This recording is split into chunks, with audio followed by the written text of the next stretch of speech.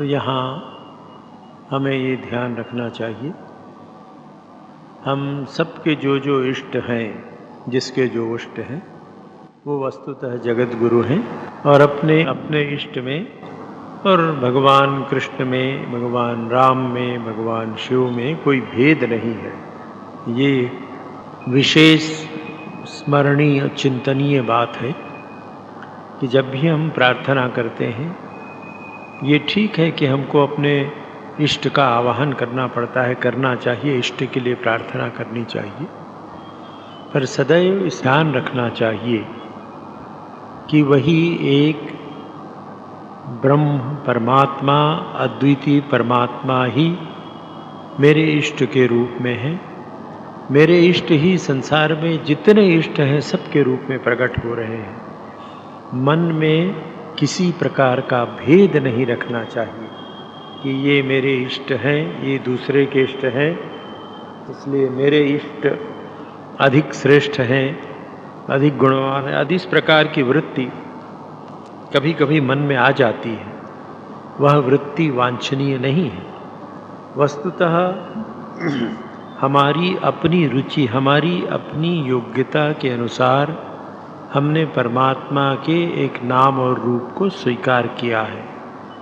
परमात्मा अनंत नाममय है, परमात्मा अनंत गुणमय है, इसलिए अनंत नाम अनंत गुणमय परमात्मा मेरे इष्ट के रूप में विराजमान है। वही परमात्मा अन्य दूसरे सब लोगों के इष्ट के रूप में विराजमान है। मेरे इष्ट सगुण हैं, साकार हैं, मेरे इष्ट निर्गुण और निराकार भी हैं। इस प्रकार की उदार दृष्टि इष्ट के संबंध में रखनी चाहिए। और तभी जब हम प्रार्थना करते हैं कृष्णम वंदे जगत गुरुम, तो इष्टम वंदे जगत गुरुम, मेरे जो इष्ट हैं वो संसार के गुरु हैं और इसलिए मैं संसार के सभी गुरुओं का सम्मान करता हूँ। ये भावना इष्ट के संबंध में अवश्य रखनी चाहिए। आइए अब थोड़ा विचार करके देखें। गत रविवार हमने ये देखा था कि अर्जुन भगवान से शिकायत कर रहे थे कि मेरा मन बहुत चंचल है, प्रमथन स्वभाव वाला है, उसको वश करना मैं वायु को वश में करने के समान समझता हूँ। भगवान ने उसके उत्तर में तुरंत अर्जुन को आश्वासन दिया। अर्जुन के प्रति उन्होंने भर्त्सना नहीं की, कहा ठीक है अर्जुन, तुम जो कहते हो असंशयम महाबाहो मनोदुर्निग्रहम चलम आदि। और फिर अभ्यास और वैराग्य की बात भगवान ने कही, उस पर हमने थोड़ा विचार करके देखा। आज 6वें अध्याय के 36वें श्लोक में फिर से भगवान कह रहे हैं, भगवान की वाणी है, असंयतात्मना योगो दुष्प्राप इति मे मतिः वश्यात्मना तु यतता शक्यो अवाप्तुम उपायतः। हे अर्जुन, जिसका मन वश में नहीं किया हुआ है, असंयतात्मना, जिसने अपने मन को अपने वश में नहीं किया है, ऐसे व्यक्ति के लिए, ऐसे साधक या साधिका के लिए यह योग दुष्प्राप्य है, असंभव है, ऐसा नहीं कहा है। विशेष समझने की बात हो रही, बहुत बड़े आश्वासन की बात है। दुष्प्राप्य है तू, और जिसने वश्यात्मना, अपने मन को वश में कर लिया है, यतता, प्रयत्न कर रहा है, उपायतः, उपाय से, अवाप्तुम शक्य, उसको प्राप्त हो सकता है। इति मे मति ही, ये मेरा मत है। मैं ऐसा नहीं कह, मैं अर्थात कृष्ण ये नहीं कह रहे कि मैं ऐसा कर रहा हूँ, ऐसा है, ये मेरा मत है। ये भक्त के लिए बहुत बड़े आश्वासन की बात है।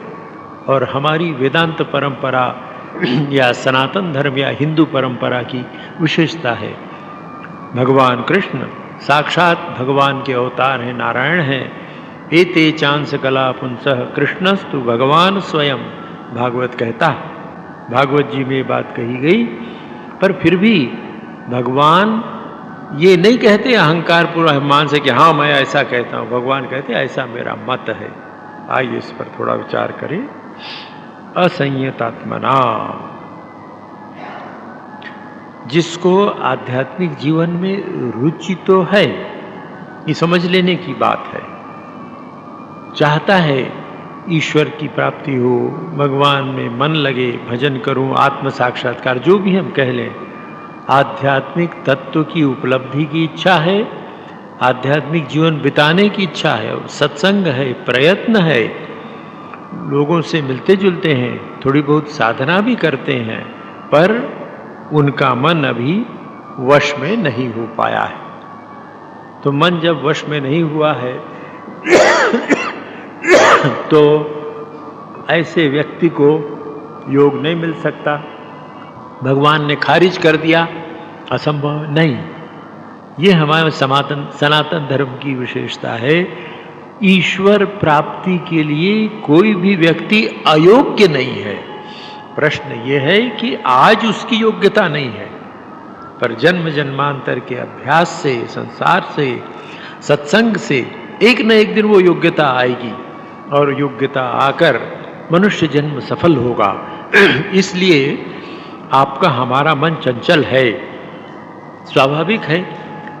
हमारा मन हमारे वश में भी नहीं है, बहुत स्वाभाविक है। तो हमारा मन हमारे वश में नहीं है, इसलिए हम क्या हमेशा के लिए नरक में चले जाएंगे? हमेशा के लिए आध्यात्मिक जीवन के अयोग्य हो जाएंगे? कोई ऐसा व्यक्ति नहीं है जो हमारा उद्धार कर सके। नहीं, हिंदू धर्म का, सनातन धर्म का यह आश्वासन है कि तुम कितने भी दीनहीन, दुर्बल, नीच क्यों न हो, यदि तुम्हारे मन में एक बार आध्यात्म जीवन बिताने की इच्छा हुई और निश्चय जागा, तो तुम्हारे उद्धार का उपाय है। भगवान श्री रामकृष्ण देव के जीवन में, उनकी लीला में गिरीश चंद्र घोष इसके एक ज्वलंत उदाहरण है। गिरीश चंद्र घोष तत्कालीन बंगाल के एक बहुत बड़े कवि और नाटककार थे। ऐसे गिरीश चंद्र घोष उस समय के बंगाल में प्रतिष्ठित थे, पढ़े लिखे थे, किंतु उसके साथ ही अंग्रेज़ों की सभ्यता का दुष्प्रभाव उस समय के भारत में पड़ा था और विशेषकर बंगाल में। तो उसके दूसरे दुर्गुण भी उनमें आ गए थे। मद्यपान करते थे, व्यभिचारी थे, सभी प्रकार के झूठ सच आदि से किसी प्रकार धनार्जन करो, नाच रंग करो, रमते रहो, मस्त रहो। इतना सब होने के बाद भी उनके मन के किसी कोने में ये बात थी कि ये नाच रंग राग स्थायी नहीं, इससे मैं विचलित हो रहा हूँ, इससे अशांति है। कोई एक उपाय है, भगवान नाम का कोई तत्व। इसलिए उन्होंने धार्मिक नाटक लिखे। स्वयं भी नट थे, स्वयं भी अभिनेता थे, अभिनय करते थे। तो कहीं ना कहीं उनके मन के कोने में ये बात थी, आध्यात्मिक पिपासा, आत्मा को जानने की इच्छा, या गिरीश बाबू के संदर्भ में कहें तो पराभक्ति प्राप्त करने की इच्छा, जो आपके हमारे लिए भी वरेण्य है। भक्ति प्राप्ति की इच्छा थी। पर गिरीश बाबू ने देखा कि ये जो बात ठाकुर कहते हैं या शास्त्रों में पढ़े लिखे थे, सुना है कि अपने मन को वश में करो। मेरा मन तो एक क्षण के लिए वश में नहीं होता, मैं मन को वश में नहीं कर सकता, तो मेरा क्या उपाय है? क्या कुछ नहीं होगा? नहीं। ठाकुर ने एक दूसरे प्रसंग में कहा है कि देखो, कई प्रकार के सिद्ध होते हैं, उनमें एक कृपा सिद्ध होते, कोई जन्म सिद्ध है, कोई साधना से सिद्ध हुआ, तपस्या करके सिद्ध हुआ। तोतापुरी जी महाराज 40 वर्ष तक तपस्या करके सिद्धि लाभ किए, तो साधना से सिद्ध हुए। नरेंद्र बाद के स्वामी विवेकानंद जन्मजात ध्यान सिद्ध थे, गुरु के मार्गदर्शन में उन्होंने साधना की और लगभग तत्काल सिद्धि प्राप्त कर ली।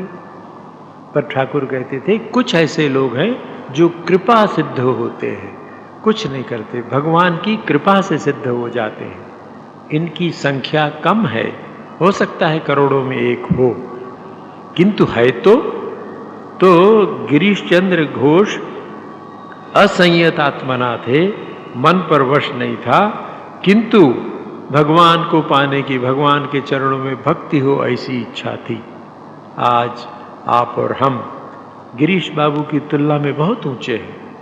हमारा मन वश में नहीं है, संसार हमको आकर्षित करता है, संसार के भोगों का हम अनुभव करते हैं और वो प्रिय लगते हैं, उनमें दोष नहीं दिखता है। पर साथ साथ हम सत्संग में जाते हैं, सद्ग्रंथ पढ़ते हैं और मन में इच्छा है कि भगवान तुम्हारे चरणों में मेरी भक्ति भी हो जाए।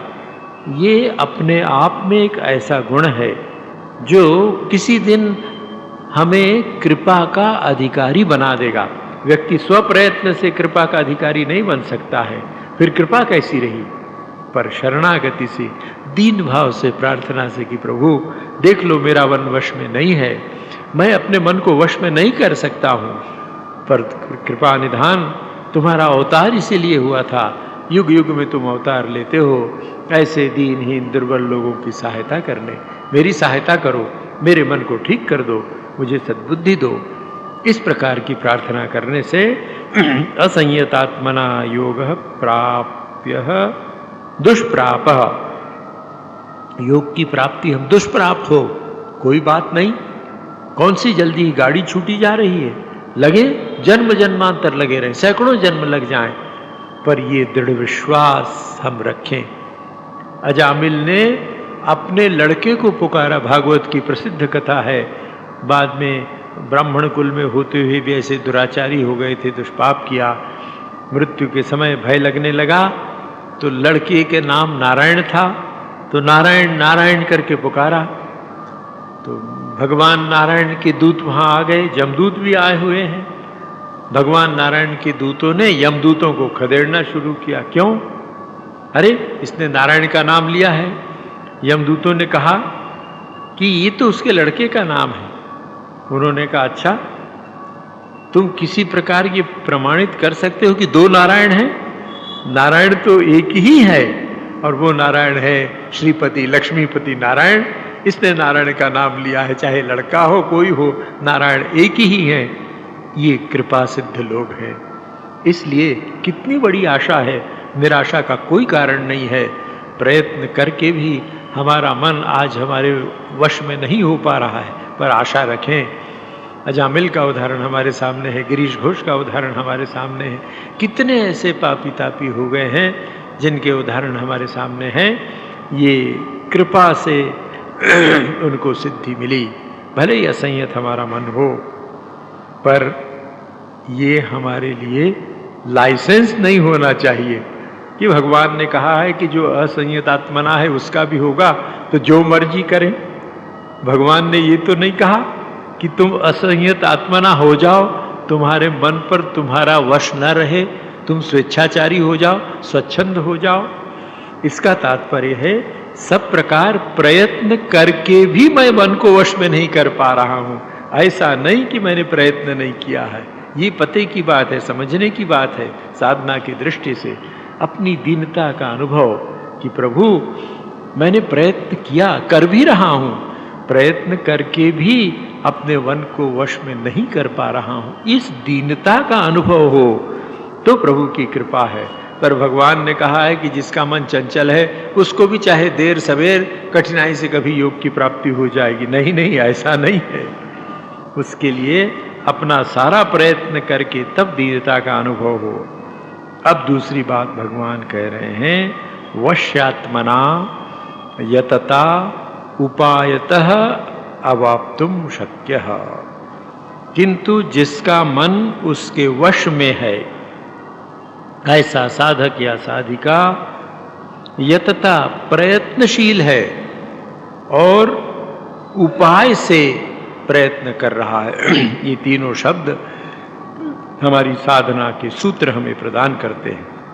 पहली बात तो यह है कि ऐसा साधक या साधिका उसने ये बात समझ ली कि भगवान ने कहा कि जो असंयत आत्मा है, जिन्होंने जीवन में संयम का अभ्यास नहीं किया, नहीं कर रहे हैं, या मन को वश में करने का प्रयत्न नहीं कर रहे हैं, उनके लिए योग की प्राप्ति बहुत कठिन है। असंभव भले न हो, बहुत कठिन है। ये सुनकर, ये पढ़कर उस साधक या साधिका ने विचार किया कि नहीं, मेरा ये मार्ग नहीं है। मैं तो भगवान ने कहा है जो वश्यात्मना है, जिसका मन अपने वश में है, उसके लिए ये सरल है पहले की तुलना में, तो मैंने इस मार्ग का चयन किया है। आप हम सब साधक और साधिकाएं हैं। इसलिए प्रभु की कृपा से, अहंकार से नहीं, प्रभु की कृपा से मन में ये विश्वास करना पड़ेगा, आत्मविश्वास जगाना पड़ेगा कि मैं चंचल मन के मार्ग में नहीं जाऊंगा, असंयत मन के मार्ग में नहीं जाऊंगा, अपने मन को वश में करने का प्रयत्न करूंगा। ये निश्चय अपने आप में एक बड़ी साधना है और मन को वश में करने में बड़ी सहायता इससे मिलती है। ये दृढ़ निश्चय अगर हो तो आपका, हमारा, आप सब सत्संगियों का, हम सेवकों का क्या मार्ग है कि हम अपने मन को वश में करने का प्रयत्न करेंगे। आज भले वश में न हो, पर हमने निश्चय किया है तो मन को वश में कर लिया या करने का प्रयत्न करें। ये साथ साथ चलेगा। यतता, प्रयत्नशील पुरुष मन को वश में करने का एक प्रयत्न कर रहा है, वही साधक अपने मन को ईश्वर में लगाने का यत्न कर रहा है, प्रयत्न कर रहा है। यतता का तात्पर्य ये नहीं कि वो मन को वश में करने का प्रयत्न केवल कर रहा, नहीं, वश्यात्मना, मन को तो उसने वश में कर लिया, मन की बहुत सी चंचलता कम हो गई।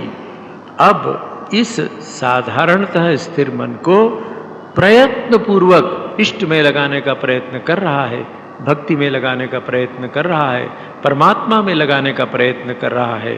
तो यहाँ प्रयत्नशील पुरुष या साधक या साधिका का, यतता का क्या अर्थ है कि इस शुद्ध के वश में किए हुए मन को परमात्मा में लगाने का प्रयत्न कर रहा है। अब संसार की दृष्टि से सोचें, किसी व्यक्ति ने जीवन में एक बड़ा उद्देश्य रखा, उसने सोचा कि मैं एरोनॉटिक्स में, हवाई जहाज की विद्या में या उड़ने की विद्या में बड़ा निपुण हो जाऊंगा। हमारे सम्माननीय राष्ट्रपति की जीवनी उसने पढ़ी, उसको लगा मैं भी ऐसा हो जाऊंगा। तो उसने बहुत सी दूसरी ओर से अपने मन को हटाकर वश में कर लिया। सोच लिया कि नहीं, टीवी नहीं देखेंगे, सिनेमा में नहीं जाएंगे, कोई नशा पानी नहीं करेंगे, समय नष्ट नहीं करेंगे, अपने मन को पढ़ने में ठीक से लगाएंगे, एरोनॉटिक्स में, इस उड़ने की विद्या में मन को ठीक से लगाएंगे। ऐसा मन को वश में कर प्रयत्न कर रहा है, उसमें श्रेष्ठ होने का, उसमें श्रेष्ठत्व प्राप्त करने का, उड़ने की विद्या में, रॉकेट की विद्या में। तो कोई साधक हो सकता है? नहीं हो सकता है। उस क्षेत्र में सफल हो जाएगा। मन में जो शक्ति है उसको हम जिस ओर लगाएं, मन एक शक्ति है, महाशक्ति है, उसे एकाग्र करके जिस ओर लगाया जाए उसमें सफलता मिलती है। एकाग्र मन किसी भी क्षेत्र में सफल हो सकता है, किंतु साधक और साधिका के जीवन का एक ही प्रयत्न है, और वो प्रयत्न है हमारा मन इष्ट के चरणों में लीन हो जाए, प्रभु में गति मति हो जाए, ईश्वर में, हमारे इष्ट में हमारी मति हो, हमारी गति हो। मति हो बुद्धि उधर लगे, गति हो जीवन की सब क्रियाएं केवल उसी लिए हों। तो ऐसा ये यतता हमें होना है, ये प्रयत्न हमें करना है। मन हमारा थोड़ा बहुत वश में आया है, इस वशीकृत मन के द्वारा हम ईश्वर के ध्यान के लिए प्रयत्न कर रहे हैं, ईश्वर का साक्षात्कार करने का प्रयत्न कर रहे हैं। उपायतः, चाहे जिस उपाय से अपने मन से नहीं करना चाहिए, जो इस रास्ते पर चले हैं, जिन्होंने गुरु बनाया है, गुरु के बताए हुए मार्ग पर चलें। जिन्होंने गुरु नहीं बनाया है वो उच्च कोटि के साधकों से मिलें, साधिकाओं से मिलें, जिन पर आपकी श्रद्धा हो उनसे मिलें। केवल पुस्तक पढ़कर नहीं हो सकता है। पुस्तक जड़ है, इसमें कोई प्राण नहीं है। अच्छी से अच्छी पुस्तक भी आखिर जड़ है, कागज है, तो केवल पुस्तक पढ़ के नहीं होगा। 1000 पुस्तक की तुलना में एक सच्चा साधक करोड़ों गुना अधिक, क्योंकि वो चैतन्य है। एक साधक या साधिका का जब हम सत्संग करते हैं तो चैतन्य आत्मा, भीतर जो चैतन्य तत्व है उससे हम संबंध कर रहे हैं, उससे संपर्क हो रहा है, उसकी वाणी में चेतना का तत्व है, पुस्तक में चेतना का तत्व नहीं है। यद्यपि महापुरुषों द्वारा लिखी गई पुस्तकें बहुत प्रेरक होती हैं, किंतु जिन्होंने उन महापुरुषों का संग किया वैसी प्रेरणा दे सकते हैं क्या? नहीं दे सकते हैं। इसलिए द्वितीय स्थान में पुस्तकें हैं, सद्ग्रंथ हैं, पहला स्थान सत्संग का है।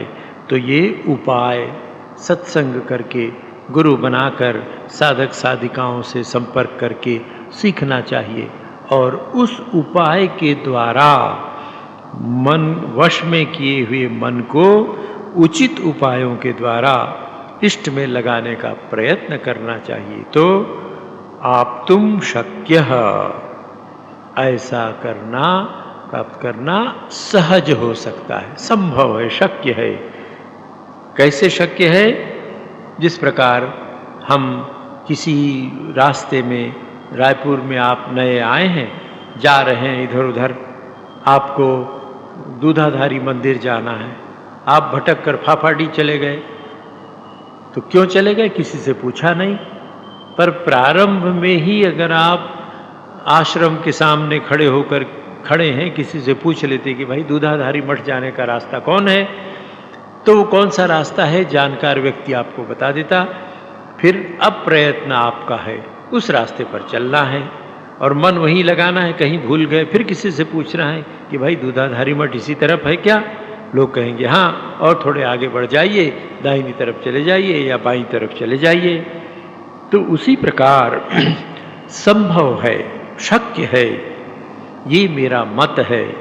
ये विशेष बात और भगवान कह रहे हैं जिस ओर हमें ध्यान देना है। भगवान ने ये तो नहीं कहा कि ये मेरा तत्व है या सत्य है, ये मेरा मत है।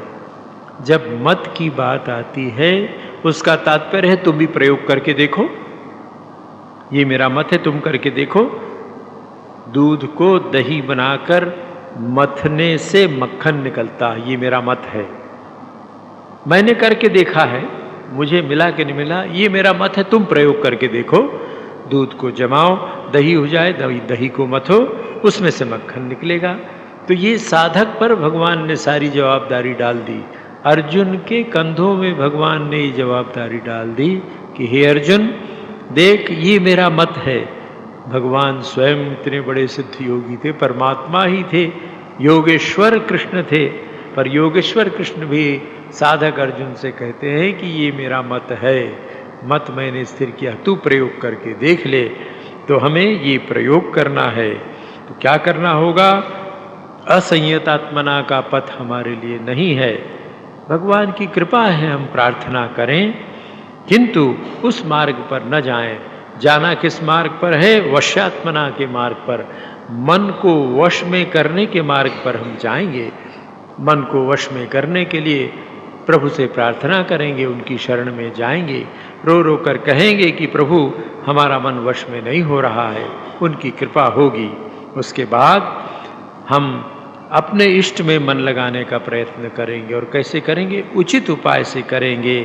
तब अब आप तुम शक्य है, दृढ़ विश्वास करेंगे, क्योंकि भगवान ने कहा है, साक्षात नारायण भगवान श्री कृष्ण अर्जुन से कह रहे हैं कि उसको पाना संभव है, सहज है, इसलिए अवश्य ही इस उपाय के द्वारा मुझे प्राप्त होगा।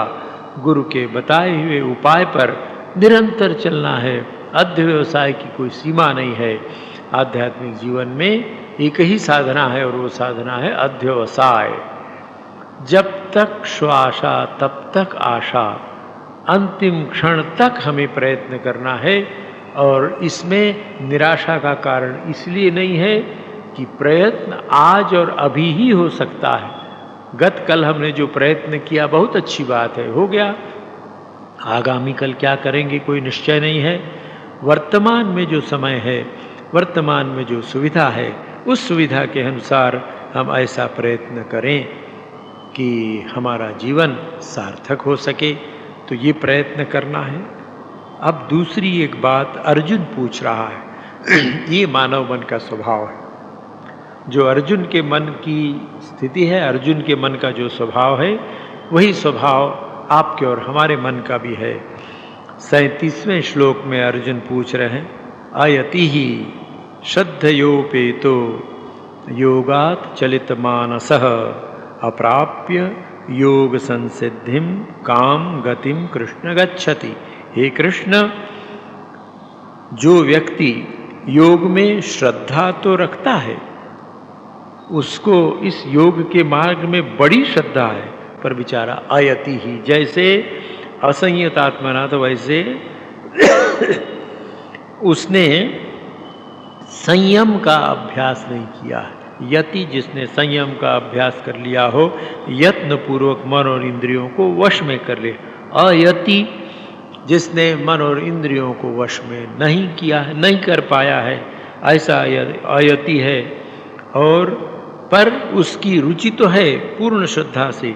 योगात चलित मानसः, अंत समय में जिसका मन योग से हट गया है, विचलित हो गया है, योग संसिद्धिम अप्राप्य, योग की सिद्धि